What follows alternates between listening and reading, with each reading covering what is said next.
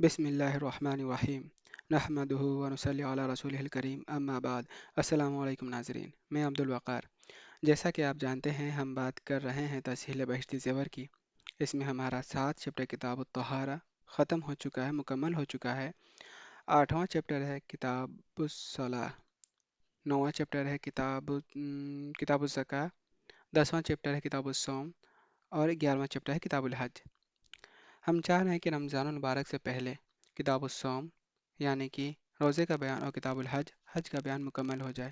رمضان سے پہلے ہم چاہتے ہیں کہ رمضان کے مسائل جو ہیں وہ ان کے سیشنز مکمل ہو جائے، اور جن ساتھیوں کا ارادہ ہے حج کرنے کا وہ بھی حج کا بیان والے سیشنز کو گو تھرو کر کے فیضیاب ہو سکتے ہیں، فائدہ اٹھا سکتے ہیں۔ میں معذرت چاہتا ہوں کہ یہ سیکوینس میں مینٹین نہیں کر پایا کہ کتاب الصلاح اور کتاب الزکاة جو ہے وہ بعد میں ہم لیں گے، اور رمضان مبارک میں سیشن نہیں لے سکتا، میں ریکارڈنگ نہیں کر سکتا، مصروفیات کی وجہ سے بعض مصروفیات ہو جاتے ہیں۔ تو آئیے شروع کرتے ہیں کتاب الصوم، روزے کا بیان۔ آج پہلا سیشن ہے روزے کے بیان میں، جس میں ہم بات کریں گے روزے کا بیان، روزے کے فضائل، روزے کی تعریف، روزہ کس پر فرض ہے، اور روزے کا وقت۔ آئیے شروع کرتے ہیں کتاب الصوم، روزے کا بیان۔ روزہ اسلام کا بہت اہم رکن ہے۔ احادیث مبارکہ میں روزے کے بڑے فضائل وارد ہوئے ہیں۔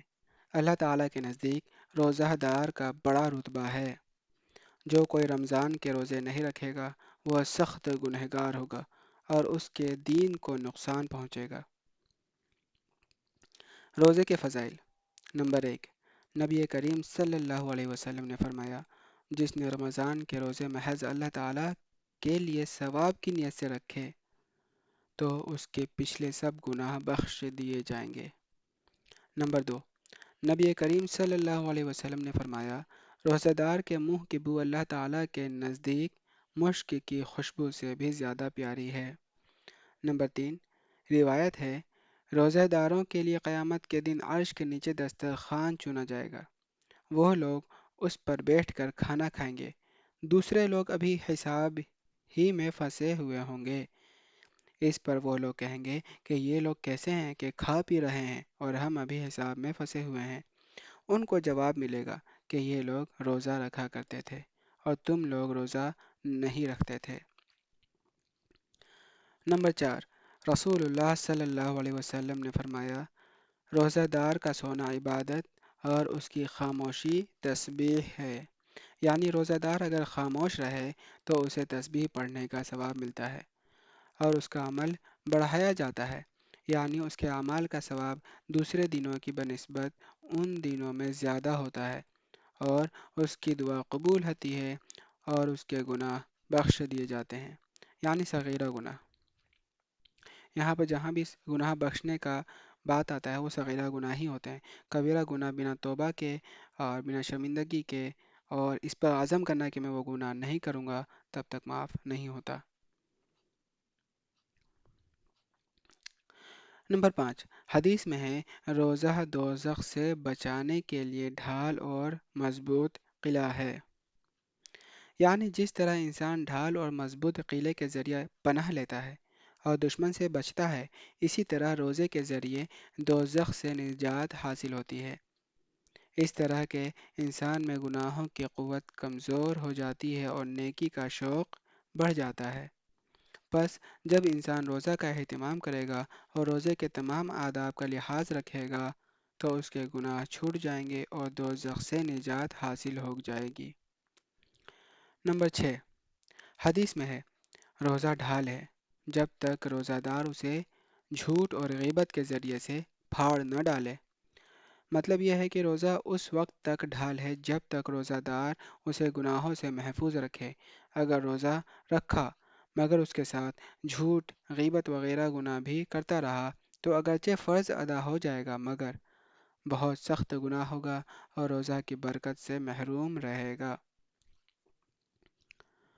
نمبر 7، حدیث میں ہے، روزہ دوزخ سے ڈھال ہے۔ جو شخص روزہ دار ہو اسے چاہیے کہ جاہلانہ حرکت یعنی لڑائی جھگڑا نہ کرے۔ اگر کوئی اس سے الجھے تو کہہ دے کہ میں روزہ دار ہوں، बुरी बात کا جواب نہ دے۔ قسم ہے اس ذات کی جس کے قبضہ قدرت میں محمد صلی اللہ علیہ وسلم کی جان ہے، روزہ دار کے منہ کی خوشبو اللہ تعالیٰ کے نزدیک مشک سے بھی زیادہ پسندیدہ ہے۔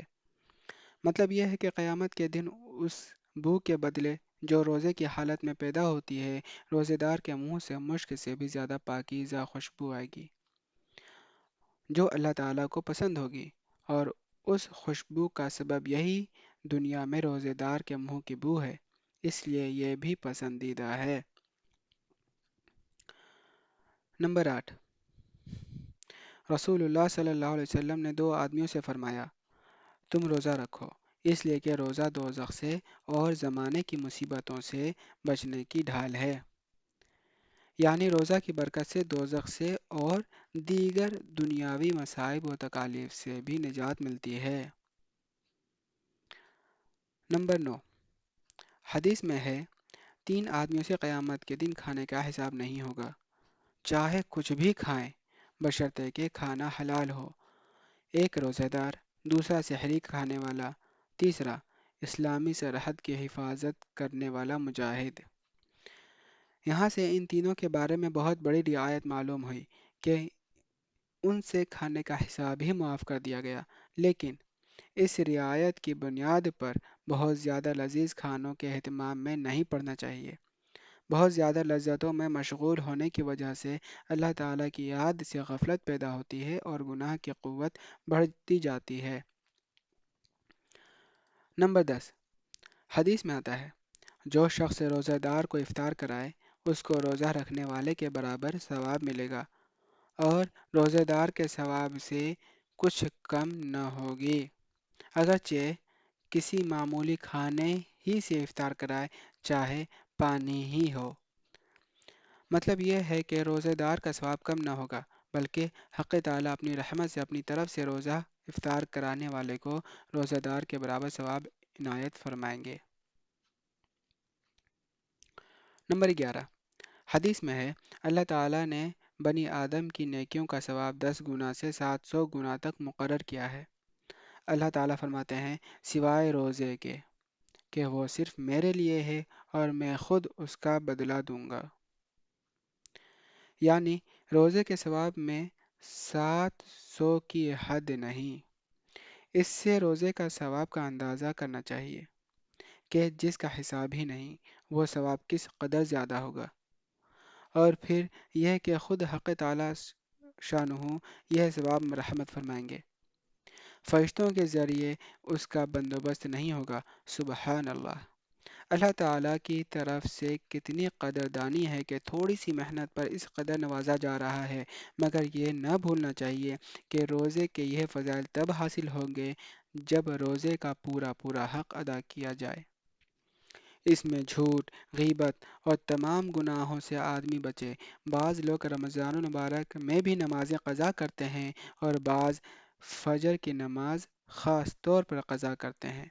ایسے لوگوں کو رمضان کی برکات حاصل نہیں ہوں گی۔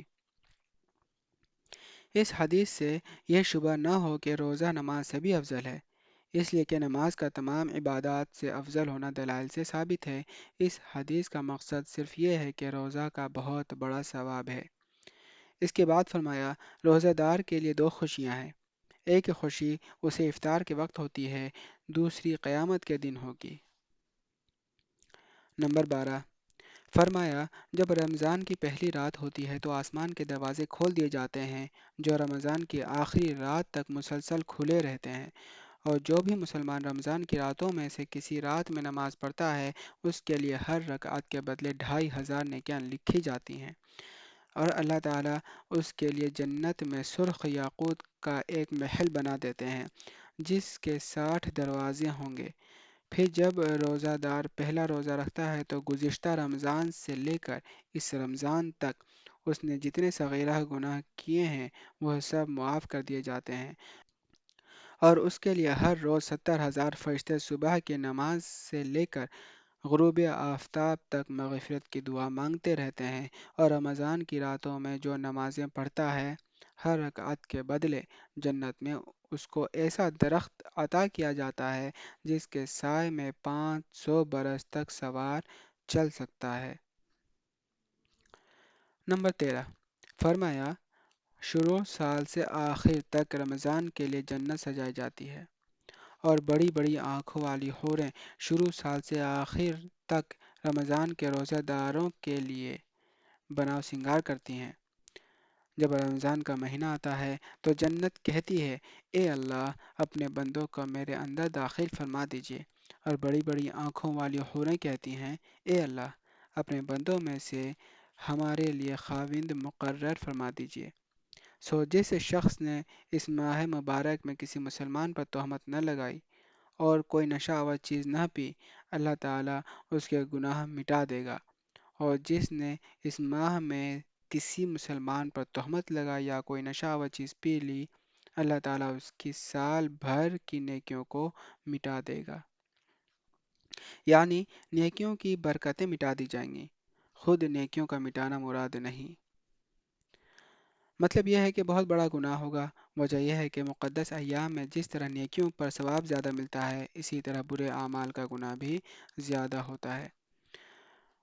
جب کوئی مقدس دن ہوتا ہے، مقدس وقت ہوتا ہے، مقدس راتیں ہوتی ہیں، مقدس مہینہ ہے، جس میں خاص فضیلت ہوتی ہے کہ تھوڑے سے نیکیاں کریں گے زیادہ ثواب ملتا ہے، اسی طرح اس ایام میں اس وقت میں تھوڑا سا گناہ بھی کریں گے، اس کا گناہ بھی زیادہ ملتا ہے۔ تھوڑے سے برے اعمال کرنے پہ جو گناہ ملتا تھا باقی دنوں میں، ان دنوں میں اور زیادہ گناہ ملے گا۔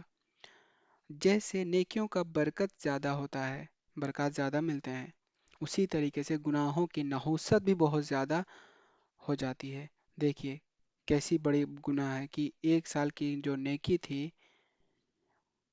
اس کے جو برکات ہیں وہ بھی ختم کر دے رہی ہے، کتنی بڑی نحوست ہو جاتی ہے۔ فرمایا رمضان کے مہینے میں تقوی اختیار کرو، اس لیے کہ یہ اللہ تعالیٰ کا مہینہ ہے۔ یعنی اس میں بندوں کو حکم ہوتا ہے کہ اللہ تعالیٰ کی عادت اختیار کریں، کہ کھانا پینا چھوڑ دیں، جیسے اللہ تعالیٰ ہمیشہ کھانے پینے سے پاک رہتا ہے۔ اسی لیے اس مہینے کو اللہ تعالیٰ کا مہینہ قرار دیا گیا ہے، ورنہ تمام مہینے اللہ تعالیٰ کے ہی ہیں۔ نمبر 14، فرمایا اللہ تعالیٰ نے تمہارے لیے 11 مہینے رکھے ہیں جن میں تم کھاتے پیتے اور لذت اندوز ہوتے ہو، اور اپنے لیے ایک مہینہ مقرر فرمایا ہے۔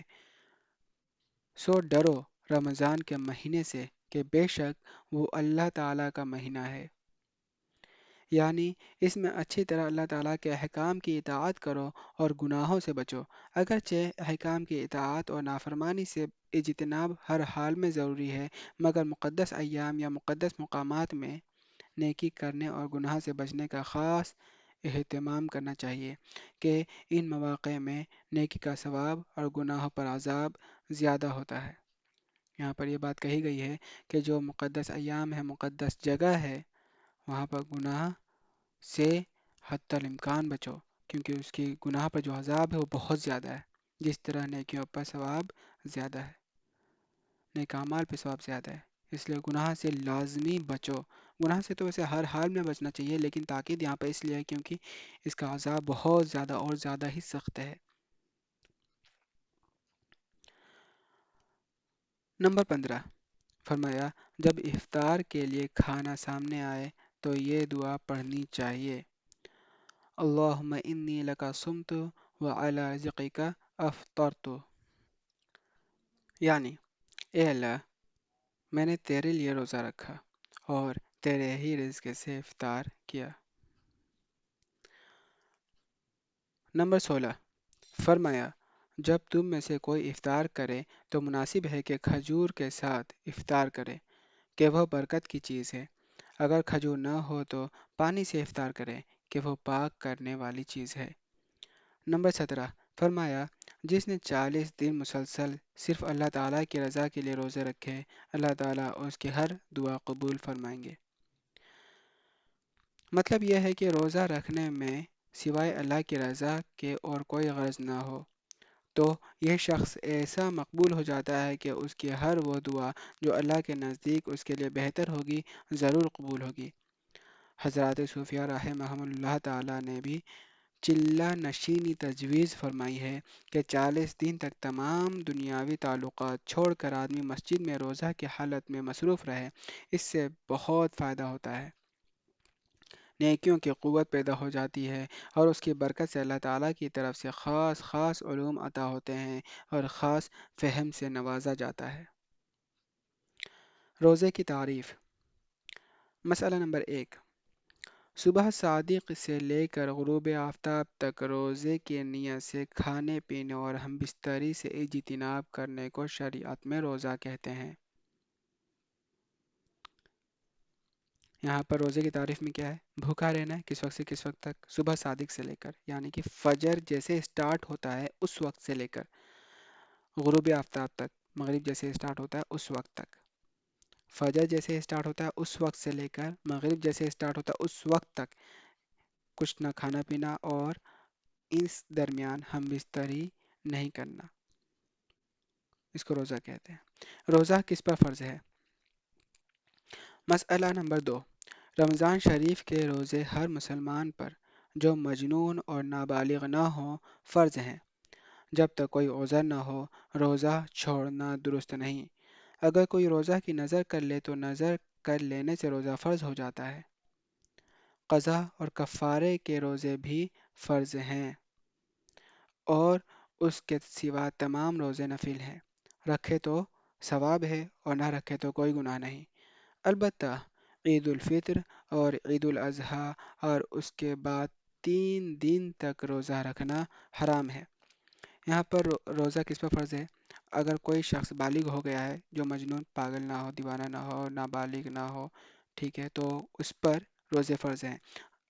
اس پر روزہ رکھنا پڑے گا اگر کوئی عذر نہیں ہے تو۔ اگر کوئی عذر ہو گیا جس کی وجہ سے روزہ چھوڑا جا سکتا ہے، جس کا مسائل آگے بعد میں آئے گا کہ کس کس کن کن لوگوں پر ایسا ہے کہ روزہ چھوڑا جا سکتا ہے، کن کن کنڈیشنز میں، وہ آئے گا۔ اور کون کون سے روزے فرض ہوتے ہیں؟ ایک تو رمضان المبارک کے روزے فرض ہیں، اور اگر کسی نے منت مانگی کہ اگر یہ فلاں کام ہو گیا تو میں 2 روزے رکھوں گا، 3 روزے رکھوں گا، وہ کام اگر ہو جاتا ہے، ویسا ہو جاتا ہے، تو پھر اس پہ روزے فرض ہو جاتے ہیں۔ اور کوئی کفارے کا روزہ ہوتا ہے تو وہ بھی فرض ہیں۔ کوئی رمضان مبارک کا روزہ چھوٹ گیا تو وہ قضا ہو گیا تو قضا بھی اس کو رکھنا پڑے گا، وہ بھی فرض ہے۔ اس کے علاوہ باقی جتنی بھی روزے رکھتا ہے وہ نفل روزے ہیں۔ اور کچھ روزے، 5 روزے ایسے ہیں، 5 دن کے روزے جو حرام ہیں، نہیں رکھا جا سکتا، حرام ہے، روزہ نہیں رکھنا چاہیے۔ عید الفطر کی روزے، مطلب عید کے دن عید الفطر کا جو روزہ ہے وہ نہیں رکھنا، عید الاضحیٰ کے دن روزہ نہیں رکھنا، اور عید الاضحیٰ کے بعد جو 3 دن ہیں، یعنی کہ 11 12 13 ذی الحجہ، 10 11 12 13، یہ 4 دن جو ہے، 10 11 12 13 ذی الحجہ، اس میں روزہ نہیں رکھنا، حرام ہے۔ مسئلہ نمبر 3، جب لڑکا یا لڑکی روزہ رکھنے کے قابل ہو جائیں تو ان کو بھی روزہ کا حکم کرے، اور جب 10 برس کی عمر ہو جائے تو مار کر روزہ رکھوائیں۔ اگر سارے روزے نہ رکھ سکے تو جتنے رکھ سکے رکھوائیں۔ روزے کا وقت۔ مسئلہ نمبر 4، روزہ کا وقت صبح صادق کے وقت سے شروع ہوتا ہے، اس لیے جب تک صبح صادق نہ ہو کھانا پینا وغیرہ سب جائز ہے۔ بعض لوگ جلدی سحری کھا کر نیت کی دعا پڑھ کر لیٹ جاتے ہیں اور یہ سمجھتے ہیں کہ اب نیت کر لینے کے بعد کچھ کھانا پینا نہیں چاہیے۔ یہ خیال غلط ہے۔ جب تک صبح صادق نہ ہو کھا پی سکتے ہیں، چاہے نیت کر چکے ہوں یا نہ کی ہو۔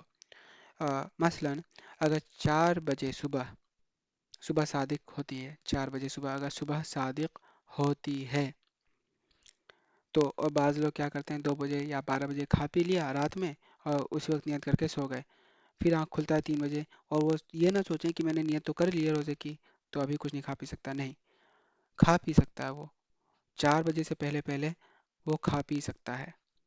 جیسے 4 بجے صبح صادق اسٹارٹ ہو جائے، فجر کا نماز، فجر کا وقت اسٹارٹ ہو گیا تو اب وہ کھانا پینا بند کر دے، اب مغرب کے وقت افطار کرے۔ تو ناظرین آج کے لیے اتنا ہی۔ اللہ تعالیٰ سے دعا ہے کہ اللہ تعالیٰ ہم سب کو حق بات کہنے کی، سننے کی، سمجھنے کی اور اس پر عمل کرنے کی توفیق عطا فرمائے۔ ملتے ہیں اگلے سیشن میں۔ السلام علیکم ورحمۃ اللہ، وآخر دعوانا الحمد للہ رب العالمین۔